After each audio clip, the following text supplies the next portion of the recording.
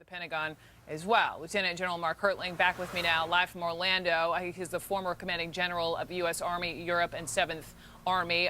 General, do we have any idea what the president is asking the Pentagon for that thus far it appears he's not getting? Yes, I think the president is asking the Pentagon for options.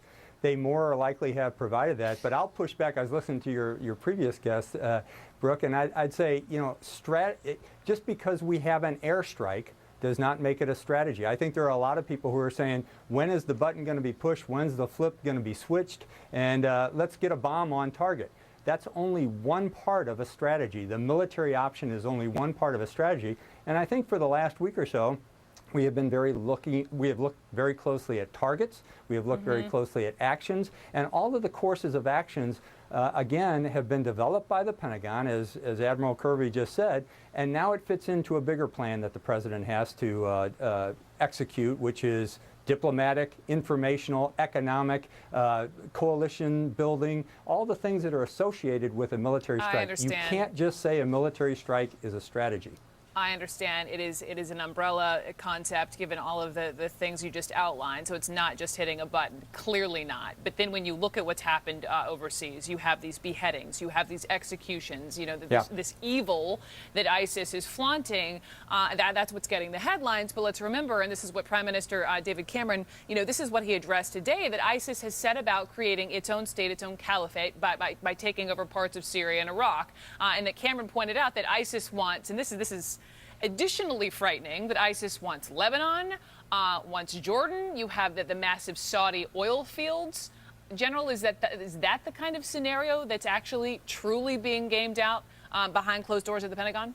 I absolutely think so. I think it's the Pentagon is certainly taking a regional approach. And again, going back to what Mr. Cameron said, those were very tough words, very strong words, but it's President Obama that has to act. So he's building that coalition force that will actually act as opposed to just talking about it. And even if he does have a plan and it's solid in his head and what he wants to do, I'm not sure he's going to tell the American media what that plan is or when it's going to be executed. I understand. Element of surprise makes total sense. And when, you know, militarily, when you sit back, though, and when you look at what ISIS has done thus far, you know, sees enough of these two countries, Iraq and Syria, to declare itself a state in a matter of just a few short months. I mean, just even looking back, General, to what was it, January, it's the rate at which they have seized these territories, I think, has definitely surprised the administration. Did it surprise you?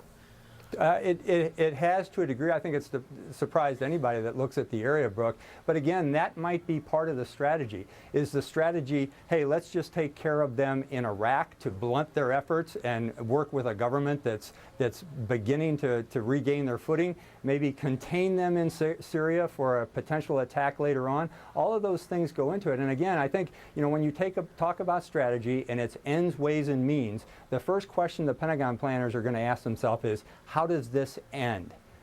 Does it just end with a bomb being dropped? Is there going to be a coordination with the Syrian government? What comes next?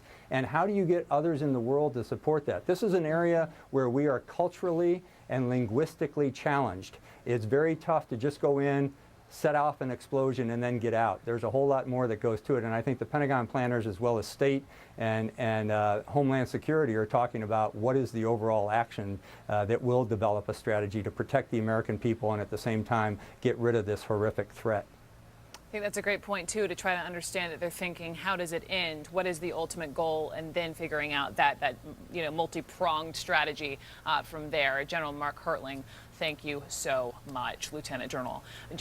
Coming up next, just into CNN, we have some information from Britain as far as what's happening with Russia, Ukraine. Sources out of the UK tell CNN that Russia just moved thousands more troops into eastern Ukraine. How does that change the state of play there? Meanwhile, the Russian foreign minister says that these images right here of Russian tanks entering Ukraine are actually from computer games. That's what they're saying. Diana Magnay, our correspondent on the ground in Ukraine, will have a live report for us coming up next.